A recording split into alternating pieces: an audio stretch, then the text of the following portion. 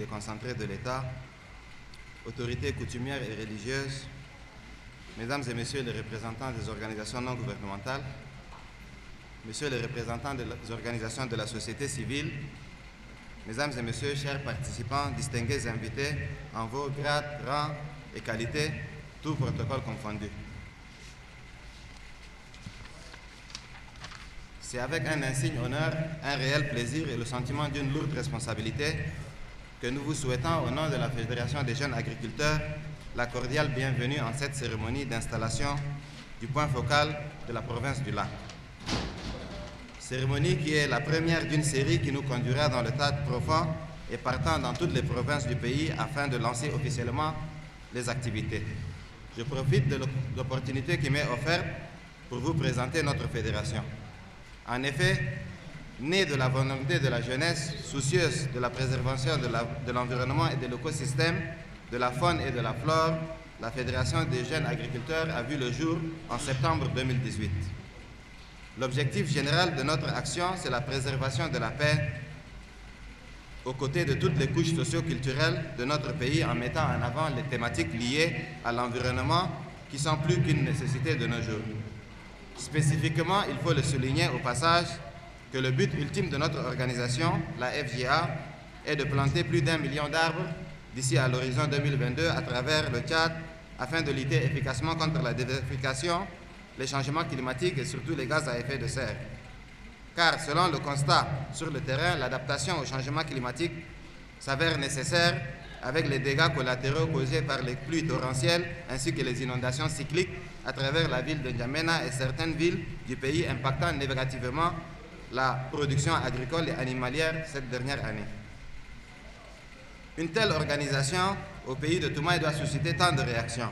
Mais pour éclairer la lanterne de nos compatriotes, nous affirmons sans risque de nous tromper que jusqu'au jour d'aujourd'hui, la Fédération ne vit que grâce à la ferveur et au dévouement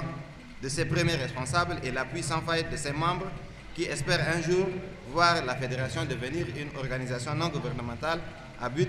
non lucratif et d'utilité publique. Les activités que nous menons sur le terrain sont entre autres la formation des membres, un appui conséquent aux couches vulnérables dans le cadre de la lutte contre la pandémie du Covid-19 et d'ores et déjà, certaines localités comme le Hadjar Lamis, le jardin pédagogique de Malo et Djarmaï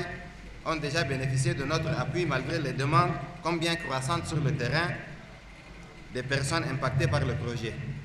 Il s'agit du groupement d'Ahabaï dans le village d'Aloy pour entretenir 10 hectares de sésame et 6,5 hectares d'arachide.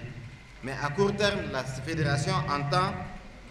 former plus de 1000 jeunes dans les 23 provinces du Tchad dans le cadre de la préservation de la paix autour de l'arbre. Car vous n'êtes pas sans ignorer que sous les arbres, qu'on s'abrite pour parler de la question de la paix ou traiter d'un différend dans nos villages et nos fériques. Emboîtant le pas à nos ancêtres et sous l'impulsion de nos aînés, la Fédération vise à former autour de l'arbre des Tchadiens et surtout des jeunes unis et indivisibles dans la vision de Tchad que nous voulons. M'adressant à vous, chers membres, en cet instant solennel d'installation de notre fédération à Bol, je tiens à vous dire que certes, nous ne disposons pas de moyens colossaux pour le travail, mais nous disposons d'une solide expérience et surtout d'une volonté manifeste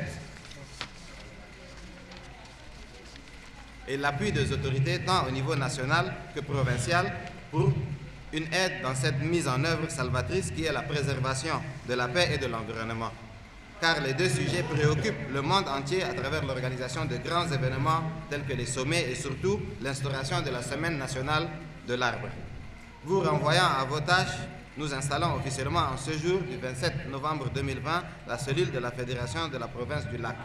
Je ne puis mettre fin à mon propos sans vous savoir gré de la mobilisation et surtout de la conviction dont vous faites montre en assistant massivement à la présente rencontre. Et je demeure convaincu que vous garderez une telle conviction, sinon être plus engagé encore, tant que notre pays, le Tchad, n'entre pas dans un véritable processus de lutte contre l'environnement et le réchauffement climatique. Je vous remercie pour votre aimable attention. Vive la paix pour que vive l'arbre.